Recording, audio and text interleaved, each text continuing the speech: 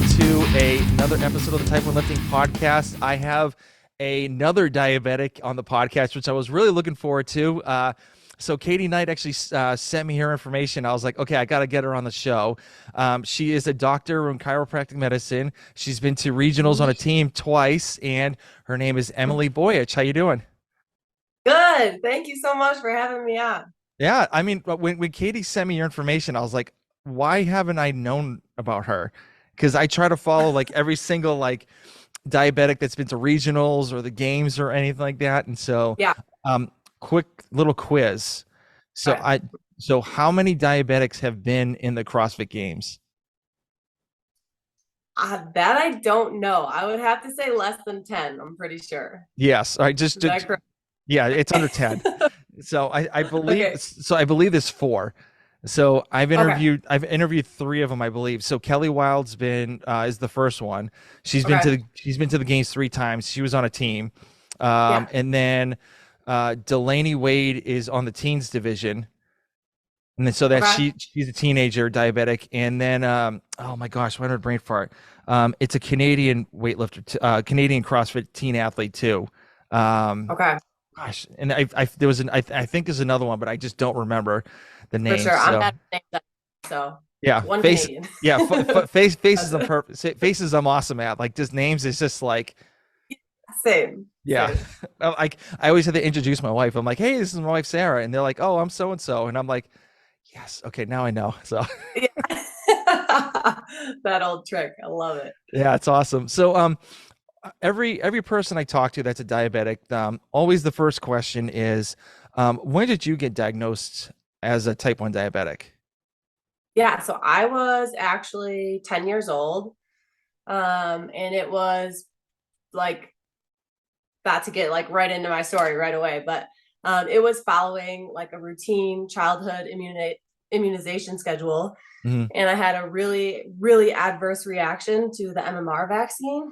And then come to find out that rubella virus and type 1 diabetes are like very closely linked in research. Like, um, it's just something that I was like looking for my whole life, and then Hmm. finally came across it. And I was like, there were like thousands of stories like mine. So I was like, all right, cool. It's good to know. But, and obviously I had a super, it ran rampant in my family. And yeah, so that was when I got it, 10 years old. Jeez. So what were your parents? Is anybody else in your family a type 1 diabetic at all? In my immediate family, no. I had two uncles. One of my uncles who passed away, but he would be like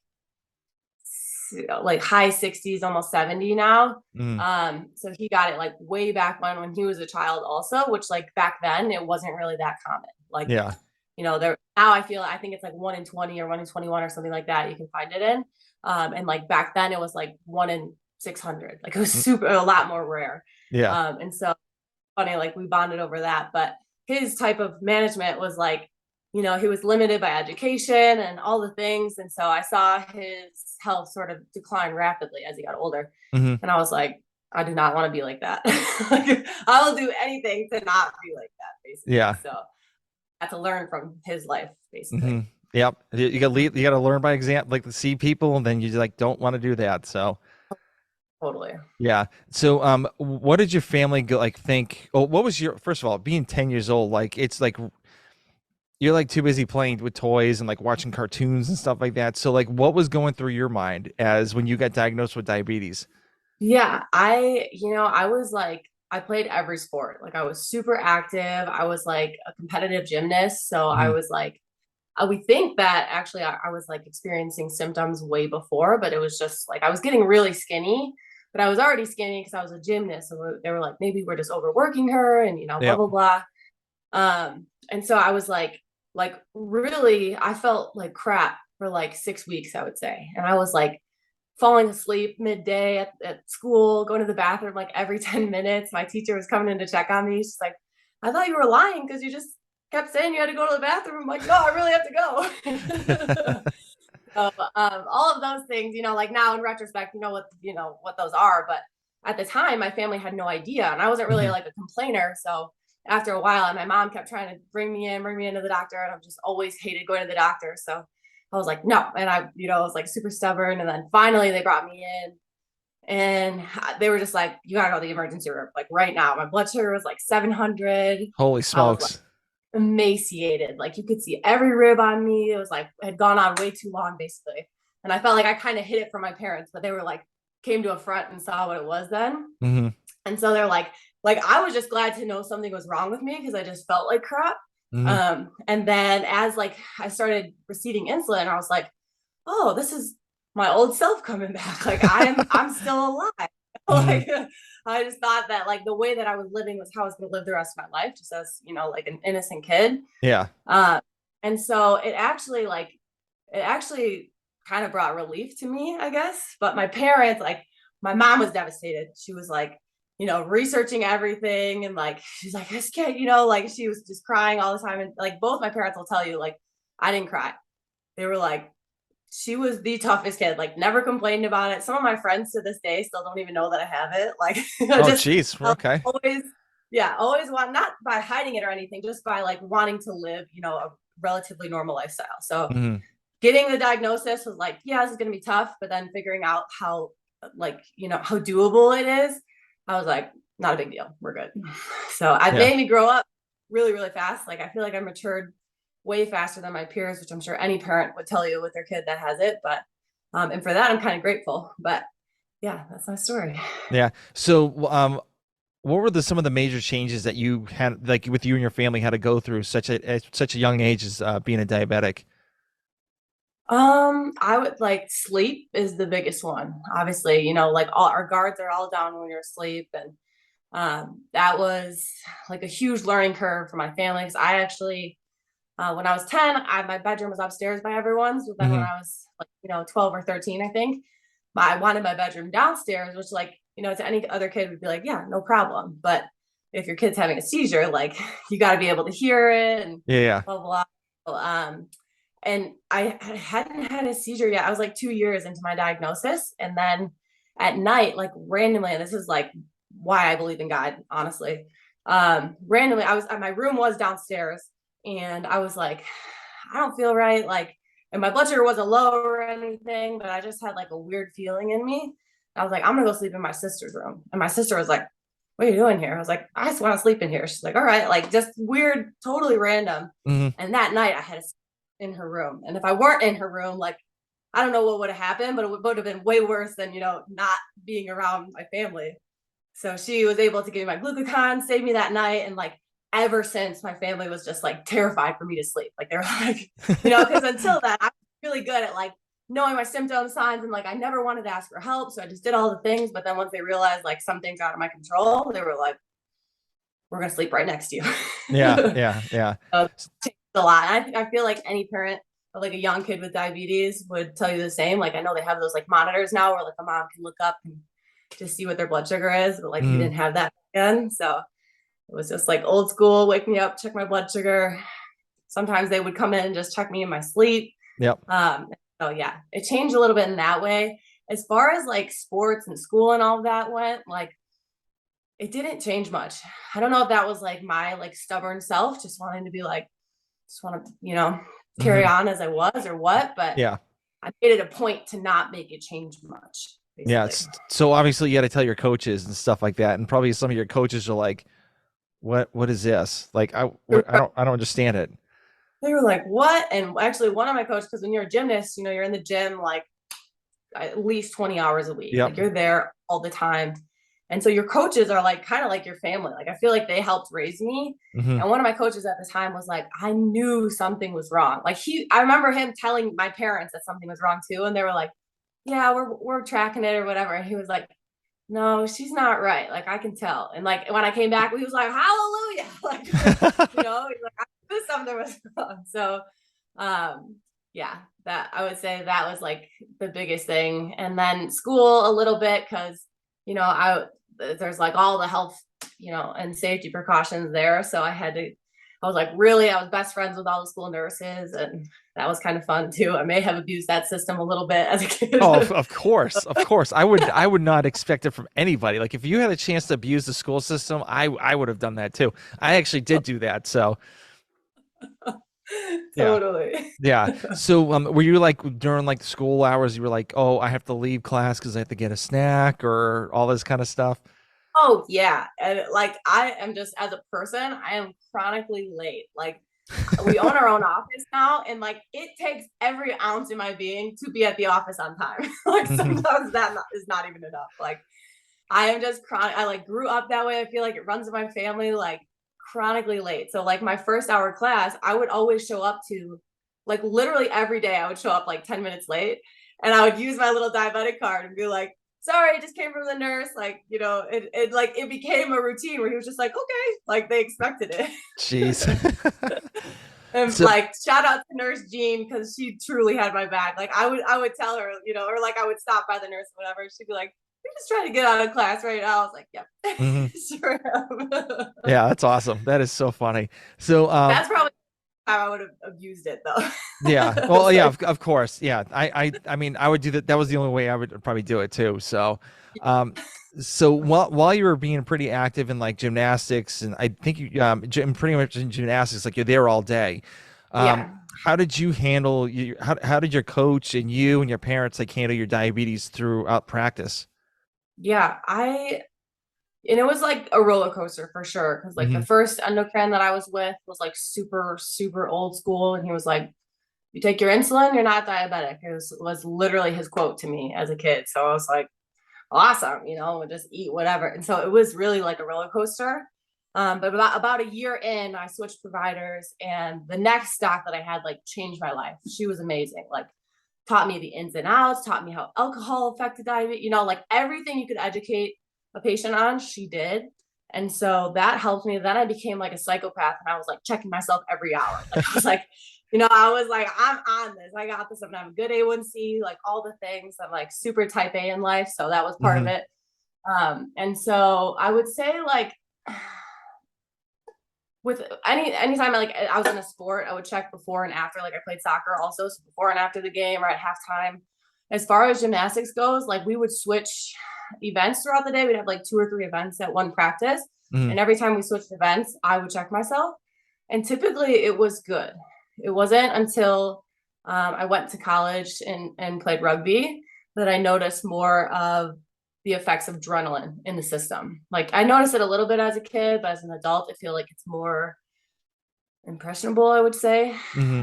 And so then I played rugby later at chiropractic school, and I learned how like adrenaline. I would be playing rugby, having not eaten anything all day, and I wake up, my blood sugar is like 120, and then at halftime it's like 650. Like what the heck, like I'm Yep. not exercising to go down, but yeah, when you play like a super high adrenaline sport, that adrenaline is just your body's form of glucose. So it was like surging in my system. So Hmm. learned how to manage that a little bit at the time, and then that circled back when I started CrossFit also. Yeah. So when I work out and stuff like that, actually, you know what the weird thing is? When I do podcasts sometimes, and like sometimes my blood sugar like spikes up like through the roof because like I get like really nervous in the beginning. So I'm like, Yeah. okay, like don't mess up the name. Okay, like figure out what this is and like all this stuff. And I'm like, is this person gonna be on time? Like don't sound like an idiot. So it's just like it would go up to like the 300s at a couple times, and I'm like, Yeah. I'm not really doing anything. And then with me with like working out, like I got to the point where I was doing like CrossFit workouts, and it was just like it would just go off, and because I have a CGM, and I'm like, Yeah. I'm like, forget it. Like I know once I'm done, I'll just take some insulin, and my hormones are like all over the place in the fight or flight Yeah. mode. So I'm like, all right, it'll calm down. Like I'm not too worried about it. Yeah. So Totally. yeah, and it's crazy to see like the littlest things you do. Like you wake up in the morning. Like for me lately, like when I wake up in the morning, my blood sugar just goes up. Oh yeah. And Oh I'm like, yeah. Cortisol awakening response. You're like, oh, there's my daily source of just surged sugar. yep, For sure. yep. I So know it's when all things like that like, people with healthy functioning pancreases like don't have to think about, but like hmm there's another girl who's a diabetic in Colorado, and I see her post all the time, and her and I like chat back and forth, but she had an incident like being out in the sun all day. And I'm like, well, yeah, like we have to think about, like, we have to account for how the sun even affects our body. It's like anything can change it, and we just have to be like a living pancreas all the time. yeah. Do you ever get Yeah. burnt out at all?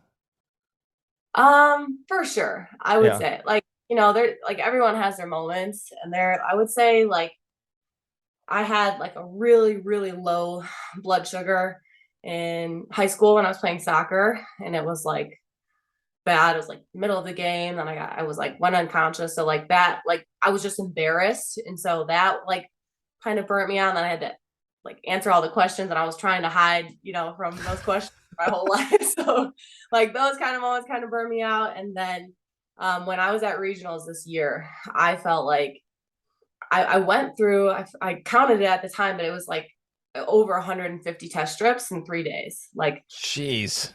it was crazy. And I should have been wearing a CGM at the time, but I had one that I didn't fully trust. And so I didn't want that like stress throughout the weekend. Hmm. And so, yeah, it was crazy. And it was like never between 80 and 120, which it always is. Of course, when I needed it the most, it wasn't. Yeah. Uh, and so that weekend really burnt me out. And I was like, fuck it all to hell. So if you don't mind me asking, what CGM was that you didn't want to put on you? Uh, I have no like, attachments here and there. It works for some people, but it was the Freestyle Libre. Oh, Uh, I have some stories on that one. Bad. Yeah, very Oh, bad. for sure. Thank you. Feel Yeah. validated. Yeah, it was bad. I mean, it would say I was like 300 and going up, and I was like 81. Or, like it just was really off all the time. And actually Hmm. in high school, I was on like the original CGM on like Medtronic. And same thing. It told me I was driving. It told me I was going super high, and I actually was 42. And so I was like when it was telling me I was going high, I didn't feel high. So I was like, I'm just gonna pull over and check myself manually really quick. And I'm like so glad that I did. I'm like, I was driving, like had I Hmm. taken insulin, I could have killed myself, killed somebody else on the road. I remember that day I like took the meter off and I like chucked it in the car. I was like so pissed. And so I actually got off the pump and the CGM that day against like all of my providers' wishes. And my A1C was still really good, like no, one of my endocrines was like, you need to be on it. And I was like, take my A1C and then check it. And he's like, well, 6.8 is probably the best A1C in this entire office. So whatever you're doing, keep doing it. I was like, yeah, thank you.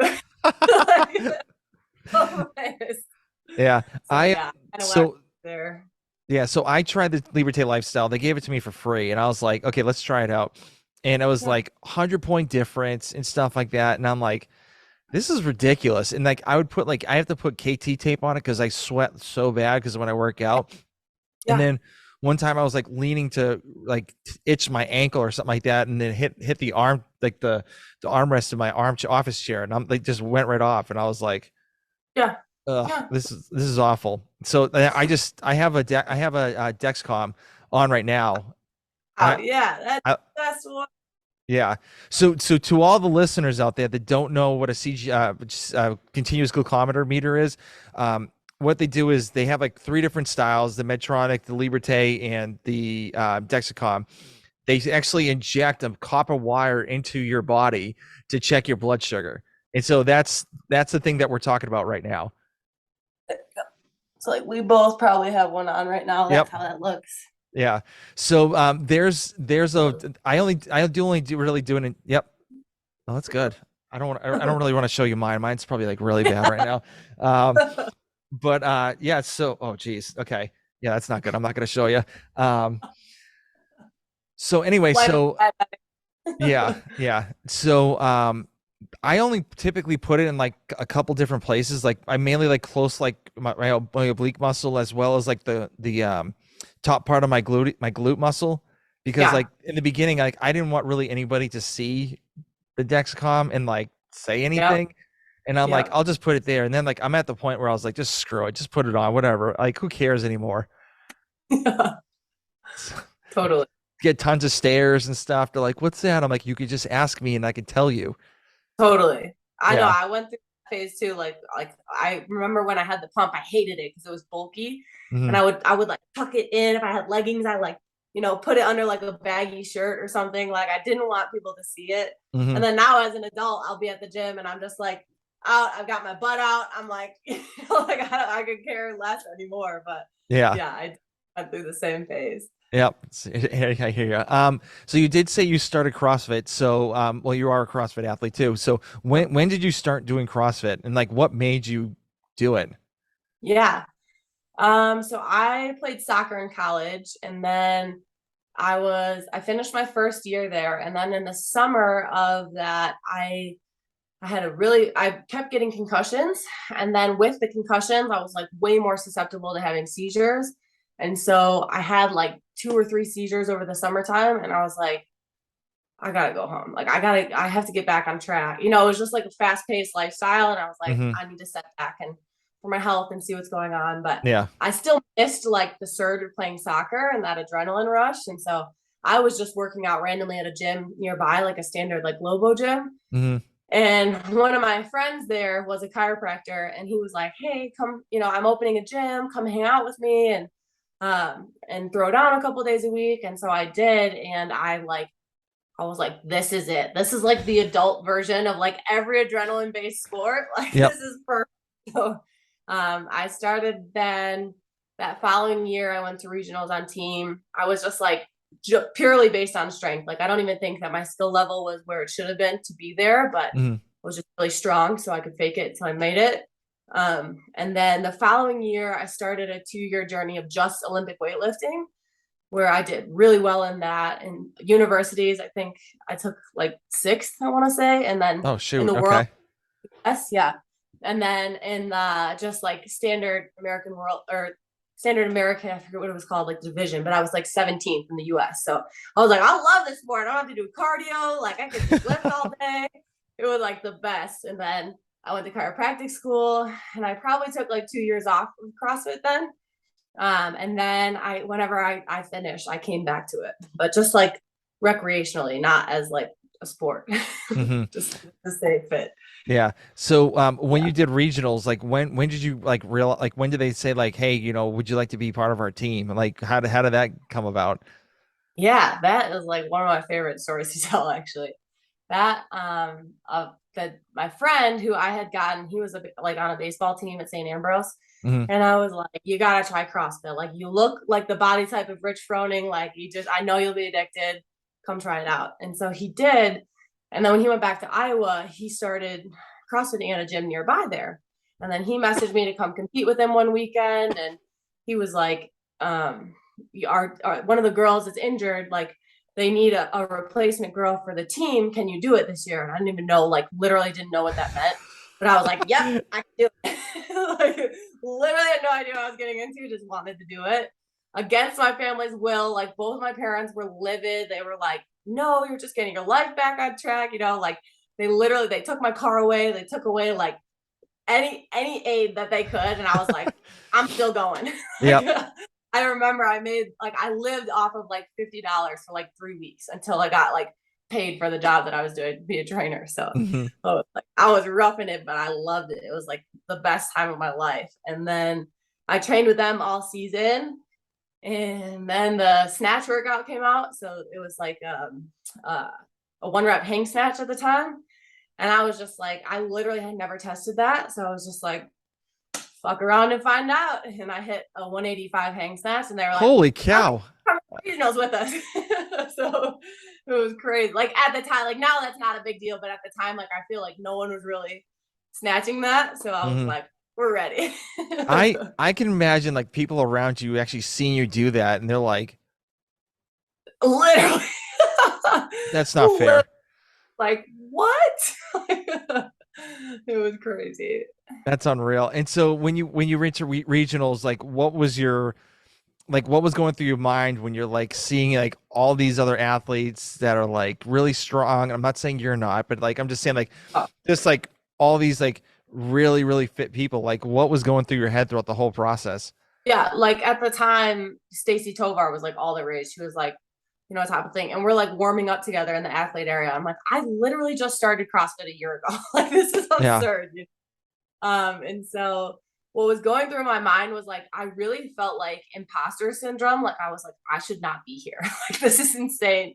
But I kind of had to fuel me and was like, whatever, like I'm just gonna full send on every workout, empty the tank, and then I'll have like no regrets. If I look back at this, I'm not gonna be like, yeah, I chickened out or whatever. And like, believe me, it was not pretty. There were times where like there were certain skills that like I remember one of them even back then was a muscle up, and like I did it like an EMOM. My team hustled through it so that they could give me like 10 minutes, and I could do one on the minute for 10 minutes. Like it was Jeez. a way different ball game back then.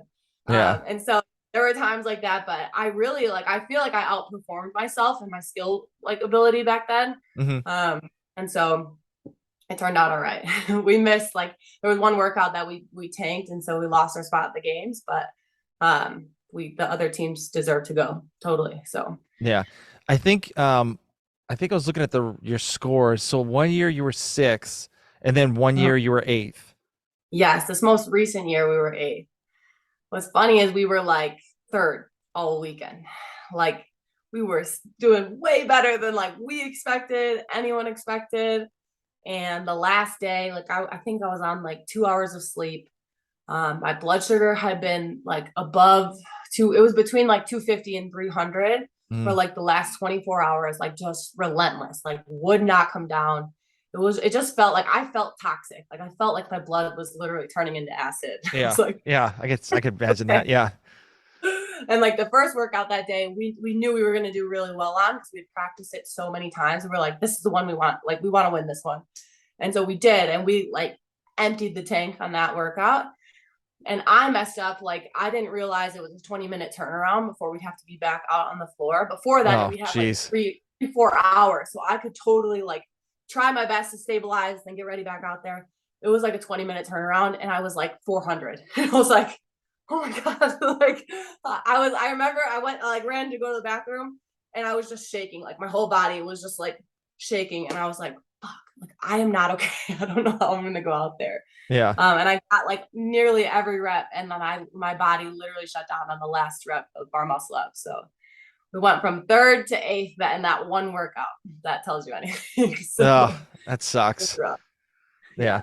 Yeah. Obviously you said you have your own practice and everything like that. So, Yeah. but before that, actually, I forgot to ask you. So, since you were a part of the team, like obviously communication is like really, really huge Yeah. to work out. So, what are some other things that, other than communications, makes a team like really gel together? Yeah, I think that was like the life hack this year. And like whenever we moved here, both my wife and I were like, we're retired. Like we are never competing in the sport of CrossFit again, ever. And then the guys who own the gym that we go to, one of them was from Iowa too, and we just became like best friends when we moved here. And they were like, hell, let's just give it a year. And we were like, okay, and they like easy sell somehow. But they were like the best guys to work out with. And I would say that was like the vast difference between the time I went to regionals before and this team was like, this team felt it was just easy. It fit in with our lifestyle. Like all of us had a job. Mhm. It wasn't like our full time was to do CrossFit. Like no way.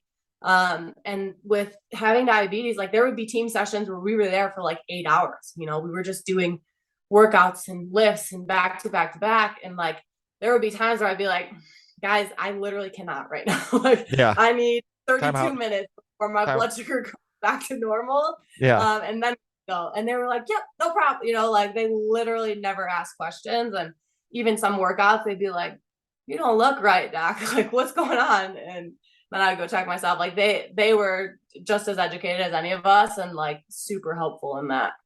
That's So it awesome. was good. I Yeah. feel like I didn't really teach them, but like they just saw secondhand kind of like how I was managing it the whole time and like just learned to pick up on cues and was just super helpful. Mhm. Now, were they like asking you like, why do you have diabetes? You're like really fit. Yeah, Was that some of the answers they asked questions they were giving you? it happens like literally every day in the gym. Hmm. They're like, I don't understand how you can have diabetes and you know you're like you do so well at CrossFit. Like I just don't get it. And like some of that, like sometimes I choose to engage because it'll be like a good friend or something, and Yep. sometimes I'm just like, I don't know, I'm a miracle. Like, you know, I let them just think whatever they want to think. Yeah. I mean, like when people ask me that all the time, I'm like, well, I just tell them like my pancreas retired on me, so that's why I'm a type 1 diabetic. Like just to make it easier so they actually going to understand of like, okay, what is a type 1 diabetic compared to type 2? And like, and it's good to, for me, I think it's good to educate people to like understand between the differences. I mean, I joke around with all of them too. So, it's all for the Totally. best of them. But yeah, it's pretty crazy like how people like don't really understand the differences, and Oh yeah, they kind of should. totally. Totally. And that's the thing, right? Is like, I forget, like, I'm sure the stats have changed, but like, whenever I first got it, it was like 99.4% of diabetics are type 2, So it's like, that's all they see. Anyone sees is like the greater majority. Yeah. And I think it's still like, it's much more rare than type 2 is. But yeah, I like to educate too. And I'll be like, that's not really how it works, or like a segue into how different they are. Yeah, it's like, oh, my great grand Mima was diabetic, and I'm like, she was probably type 2. Exactly. Yeah, she got it. She got crackers next to her bed. I'm like, okay. Yeah, I'm like, okay. Well, I mean, she probably has type 2, but whatever. You think you do you do you. Yeah. So so So, totally. you were saying that like your whole team had like a 9 to 5 job, and you guys some days will work like 8 hour shifts. So like obviously like you owning your own practice and doing CrossFit and trying to make it to the games, that's a tough schedule. So like how did you manage that schedule? Yeah, it's crazy. So what's nice about owning your own practice is that you can dictate the hours. Hmm. And already, so we were off on Tuesdays. So I worked 4 hour week. We worked 4 hour weeks. And we would have a shift in the morning and then a shift in the afternoon. But between there, we would have like a noon to 2:30 or a noon to 3 o'clock Hmm. lunch, depending on the day. And so we would just literally, like, the gym is less than a mile from our office. So we would run to the gym, hit our workout, and come home. I mean, it was really like a 90-minute, 2 hour session max. And that was it. And then on Saturdays or the days that we were off, we tried to pull like 2 sessions and like make up for the work that we missed on those other days then. So it actually, like, I feel like compared, I watched my parents who worked like 60-hour work weeks, like, Hmm. Yeah. I watched them and I'm like, it's very different time wise as far as I was concerned, so it was doable. And then the guys worked at the gym, so they would almost like develop their coaching schedule around when we would work out together. Okay. All right, cool. So one of my questions is, so like since you became a chiropractor, like what even made you decide to become a chiropractor? Yeah.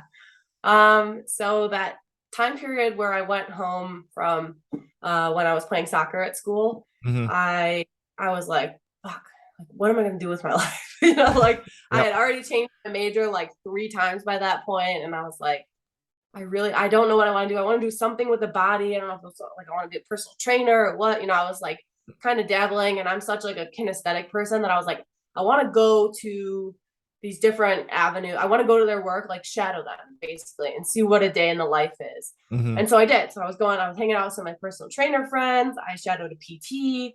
I shadowed a nurse practitioner. I really liked that. And then my friend who opened the CrossFit gym was a chiropractor. And so I was shadowing him, and I liked that the most. Like, I was where I spent most of my time, and I was just volunteering. So I wasn't even working. But one of the days I missed volunteering because I always had asthma and bronchitis, like growing up. It was like an annual thing for me. So I didn't Hmm. know what like the gut microbiome was when I was a kid. And so at the time I had gone through like 3 or 4 rounds of antibiotics, and like as a diabetic, that's really tough. Oh, Like as tough. any, Yeah. but as a diabetic and a female, like yeast infections start to thrive, like everything throws your body into like SOS mode. And so I was like, I could barely breathe. Mine was like purely asthma, and like I was waking up in the middle of the night and I was like not able to breathe and all these things. So one of the nights I went into the ER for it, and I missed my shift. And the guy was like, why did you come in? Or, whatever. And I was like, I'm sorry. And I told him all the things. And he's like, well, I'm not saying we can like cure you or anything, but I really think that chiropractic can help. And I was desperate, and I was like, okay, that's a bunch of crap, but sure. I'll try anything. Yeah, yeah, yeah, yeah. I believe it's typical like South Side Chicago. And I was like, okay. And he adjusted, he took a bunch of x-rays. he like looked at everything and he was like, oh, boom, here it is. And he's like, let's get you adjusted. And he adjusted me. And like, I remember being on the table, like I felt a shift in my body.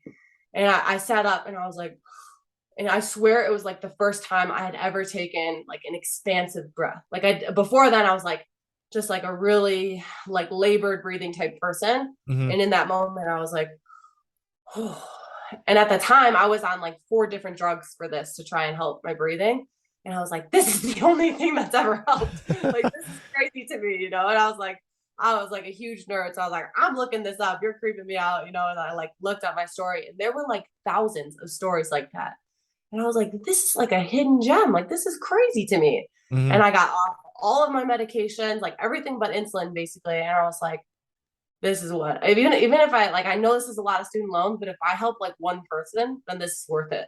Mm-hmm. And it's the best job in the freaking world. It's so great. That's awesome. So I've never been a chiropractor. I've never been to like been, been to a chiropractor ever. I've always wanted to try it, but it's just like I hear those horror I'm not like I hear those horror stories of like, oh yeah, like Oh, this person like oh sold yeah, me this and this and this, and I'm like, I don't want to really go that route. No thanks. for sure, for sure. And that's the thing is like, I want to say this in like the nicest, most politically correct way that I can, but it's like there are, I would say, over and overwhelmingly like 60% of the profession that I would never let touch my spine Mm-hmm. ever. Like there are a grand majority of people that I went to school with that I would not let touch my spine. So it's really like it's one of those areas where I'm like, you got to go by referral. You have to go by like ask your people, you know, like I always people like at the gym are like, who's the doc everyone goes to? And then they say me, you know, and it's like Yeah. that's how you want to find a good chiropractor. Um, I insist on taking x-rays because I really say like to see is to know and anything else is guessing. So I never guess when it comes to the human body, like ever. It's all about testing, assessment, exact, like it's specific or it is nothing. Mm-hmm. And that is proven true in the results, truly. I mean, we've had people just by like the technique that we do, which is called Blair, it's upper cervical work. We take a picture of their upper neck. And I mean, there's people who have reversed Parkinson's disease or like misdiagnosed Parkinson's. Like it's just helped so many things. And it's really, really can be therapeutic when done the right way. Yeah. What do you think about those chiropractors that are on YouTube, like adjusting those people with like the huge like backs, or like there's another dude that's like I forget his name, but he's like got a big beard and he's done like all the adjustments for all these like celebrities and stuff like that, and they post it on Facebook. Like, what do you think about like those type of those So type of cringe. people? Like if I could be like one emoji right now, it'd be like the face palm emoji. But I mean, I feel like some of my colleagues are just like really passionate about spreading the word of chiropractic. But I am like avidly against videoing adjustments and blah blah blah. And like there it's just like it's tacky to me, you know, Hmm. like even my patients who like have like the coolest testimonials, I'm like, do you mind if I share with another patient that's going through your sit? You know, like I'm like, Yeah. I don't even want to like disrupt their privacy within themselves that Hmm. I don't know. It's so cringeworthy. I don't recommend it. Don't go to those doctors. Please. All right. Well, we'll do. I will not do that. So, Okay. what made you decide to open your own practice? I had an incredible mentor. My last, so at, like in most schools, the last trimester or semester that you're there, Hmm. you can be an intern at an external clinic. So you can Okay. go to certain credited clinics and you can work for that. Basically, you work for free, but they're like teaching you all the things Hmm. and it's part of your education. So I went to the doc that I had gone to like basically in my area, and she had the same technique, upper cervical. It's actually the only style of adjusting that I've noticed has changed my sensitivity to insulin or helped my sensitivity to it. The reason I know that is because at school I went without it for a couple months, and I was like, as soon as I got adjusted that way, it happened again. And I was like, wow, that's cool. Like it's not just neck and back pain, like it is your whole system, truly. Hmm. So and I mentored her and she set me up for complete success and my ability to open my own place. So how nervous were you when you first opened the doors? I I was, but I was like not letting on to it because my wife was even more nervous. Like I'm like such a dreamer, and I'm like, I'll try anything. I'll try Hmm. anything once, I'll try. If I fail, so what? And my wife was very much so not at the time, and she's like, oh, we don't know anyone over, like she's going through all of the normal things you would go through. And I was like, we're good, and like we, it was crazy, and like no one would give us a loan, we're too young, too new, like all the things. So we were like making pennies spread as far as they could. And I remember like before we opened that week was it like opening was kind of delayed. And I was like, I looked at our bank accounts and I was like, we need to open yesterday. Like we need Yeah. to make this week, I was like, we have like dollars in the bank and we got to turn this around. And literally like that first week we profited. It was like as soon as people saw what was going on there and the results people were getting, and really just letting chiropractic work the way that it does, the way that it should, word spread like wildfire. And it was awesome. It was That's really awesome. cool. That's so cool. That's so cool. I'm glad to hear that. So, Yeah. what are some of the things that like what are some of the pain points that you had like when you first started opening up your own practice? Well, wait, sorry, you broke up a little bit. What'd So you say about? so what are some of the pain points that you've had, like the struggles of like opening up your own practice? Oh, um, I would say like patient communication is Hmm. number one. Like anything you do that is service based, you have to be able to communicate it.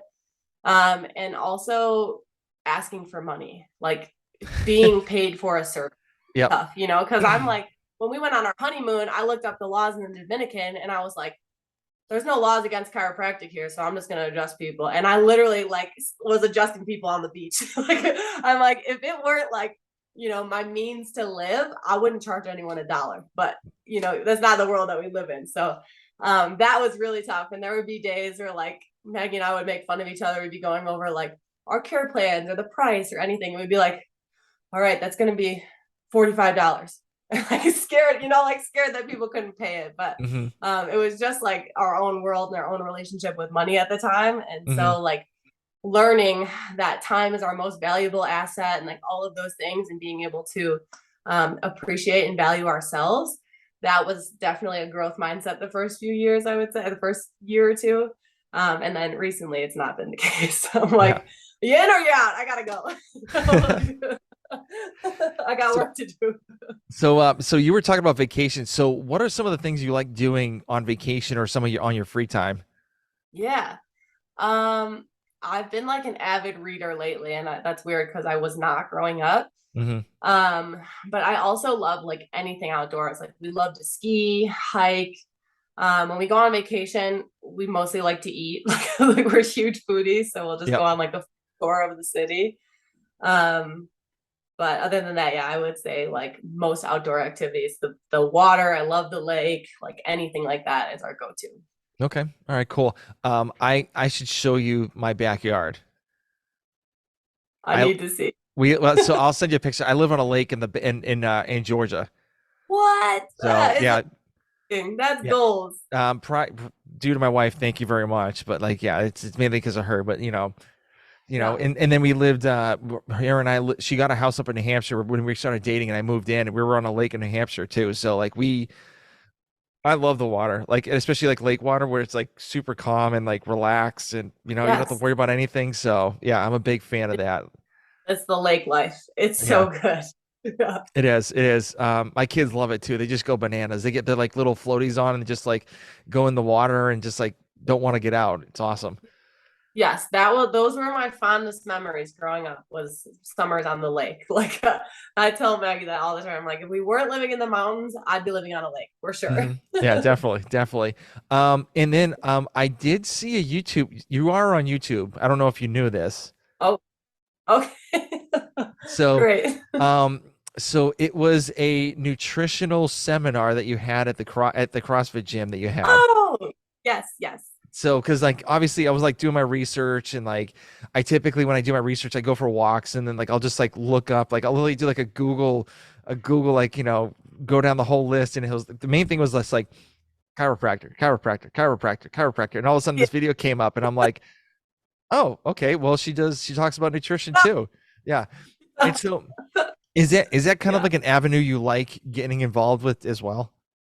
Yeah, definitely. My wife went through nutritionally, and I would say like gut health wise, her whole family struggled with stuff like this, but Hmm. she definitely went through a period where like I was like almost bringing her to the hospital. I'm like, this is not right. Like you are sick. She was like going to the bathroom all day for days on end sometimes. And so I was like, I had people in my corner. Like we got to figure this out. And so we learned a lot about like testing and food testing and like healing remedies that were nutritional and stuff like that. And so I like learned more about it than I probably ever wanted to. But then once Hmm. I knew, I was like, okay, we can help other people. So let's do Yeah. that. So Awesome. now we do like a lot of it's called the Dutch test.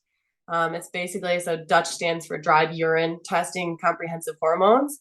And so it's basically like you can test it's like a complete bill of health, I would say. And you can find most things like deficiencies or too much of something based off that testing and then develop like lifestyle changes, nutrition changes, stuff like that, based off of that into how to aid that person in their hormone health. Okay, cool, cool. I mean, I didn't really see, to be honest with you, I didn't really see too much of the video because I was like Yeah, in a rush. But I'm like, yeah, I mean, like, I'm like, okay, she, we were this, talking yeah, this lady knows her stuff. So, about.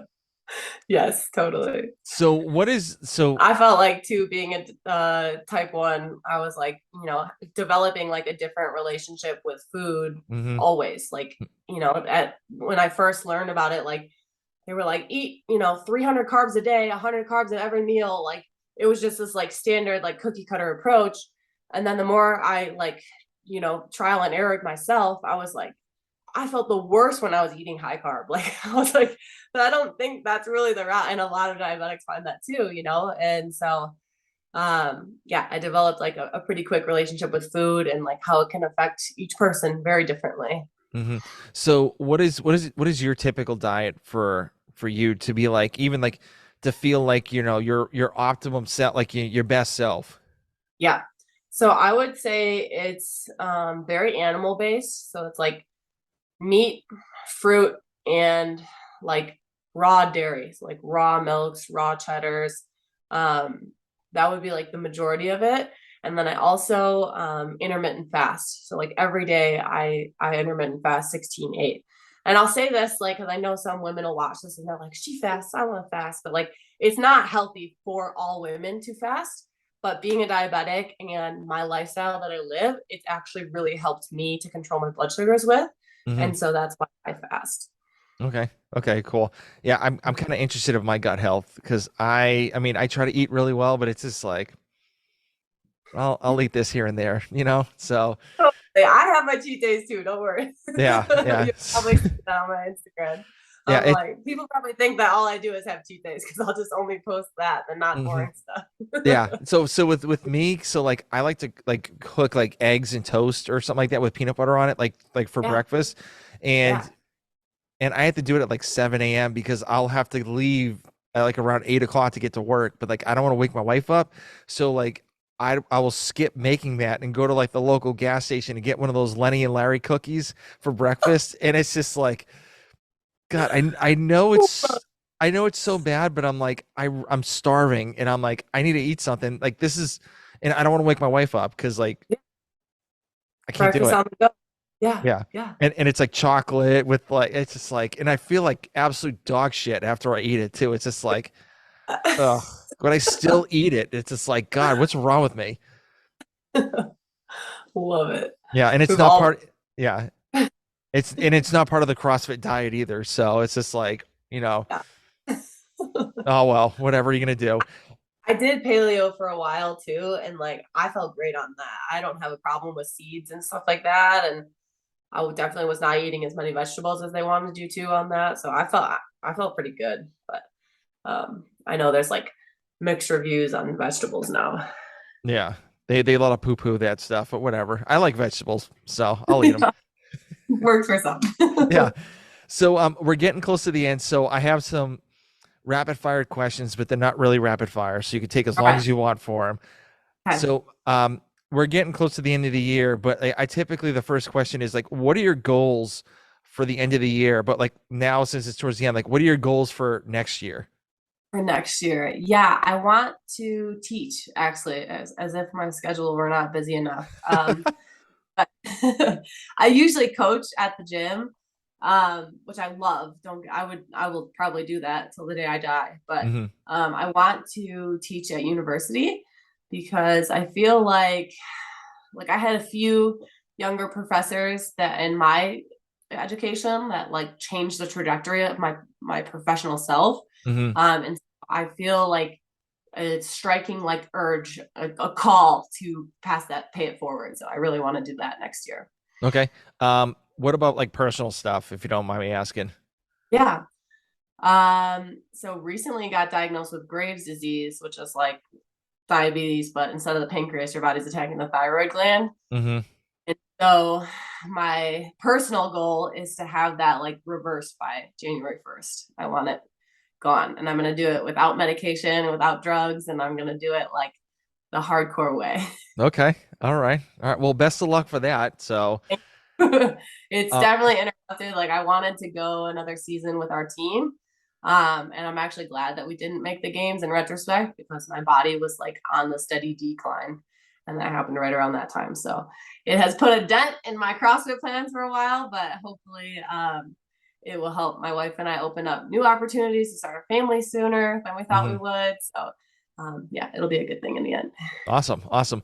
So, this one, and so actually the other question is, what is in your gym bag? A terrible smell, first of all. Oh, of course. Of course. I am like a barefoot nerd, which sounds crazy, but like if you watch me at regionals at all, like even during the snatch ladder, I wore like Vivo barefoot shoes. Like I am like hardcore to the ground, like love everything about barefoot health. So I have two different pairs and they're the same shoe, but I have one pair that's for metcons and one pair that's for lifting that feel like they're newer, so they're like a little more sturdy. Hmm. So they're literally the same shoe, but I have those two pairs in them. I have pre-wrap because the soccer girl in me cannot give that up. Yep. Um, and then I have like five different pairs of grips. I've got rope climb pants for if there's a rope climb workout. And then I've always got tape and I'm always ready to lift at any point. I don't Okay. have a belt or like anything. I don't have wrist wraps, like old school shoes, tape. That's it. Yeah. Grips. I don't use wrist wraps. Like I used to, like, oh God, when I first started CrossFit, it was this like knee sleeves, like wrist wraps, like, like the whole gambit. Like if you don't look the part, you're not gonna make it. So, but then like I realized I'm like, I think this does more damage than good. So, Totally. My wife and I always comment that like first year, it's like all gear and no idea. yeah. Yep. That's So this one is going to be a little bit deep. So let's just say it's your last day on Earth, and you have all your friends around the bed. And um, how do you want people to know you as? authentic. And I hope that everyone in my life would vouch for this. Like, I am nothing if not authentic. Even when you don't want me to be, like, I'm a straight shooter to almost to a fault. I'm sure my wife would say. Hmm. But I'm like, there's no doubt when it comes to what I'm saying to you. Like, you'll know that is truly how I feel in my core. And Okay. I hope that that's this way. I try to live that way, like back up what I say with everything that I do in my life, Hmm. to lead examples. So I hope that's what they would say. Okay. I love that answer. Since you're a reader now, so what is your favorite book? Oh man, favorite ever is tough, but I would say I just finished The Nightingale, and so I might be biased because that was the most recent one that I read. It's about two sisters surviving the Nazi takeover of Paris. And that, like, I feel like the Holocaust was just really brushed over in my education for some reason, but that kind of woke me up to it, and not in like such a like gloomy way, but it kind of Hmm. just was more realistic. And it was by Kristen Hanna. It's a phenomenal book. So I stand by. I think everybody should read that book, no matter Okay. who you are.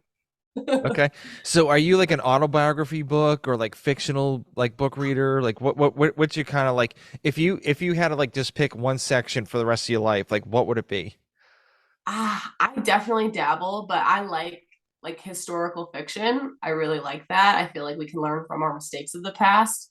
Um, but that's tough. I also love like self-help books. I Hmm. don't know. It's really tough. I'm like constantly trying to be a better version of myself. Um, so I would say like historical fiction or like self-improvement type stuff. Okay. You might I think this book is like right up your alley. So like this is how I got started the podcast. It's a book called Screw It, Just Do It by Richard Oh, Branson.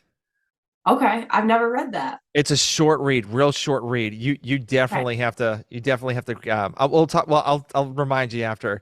Okay, But good. Just do it. yeah, so it's a great book, but I read that and I'm like, okay, I need to realize like just like don't wait and just go Yes. for it. Just do So, it. yeah, Yes. exactly. I'll So definitely list. I'm gonna read that next. yeah, so last question. So, where can anybody reach out to you if they have any like questions about going to chiropractic school? Oh Uh, yeah. like, if they have any questions with, like going to regionals or like, any pretty much any questions they have for you, like where can they reach out to you? You know what? I get them all the time, so I'm glad you asked this.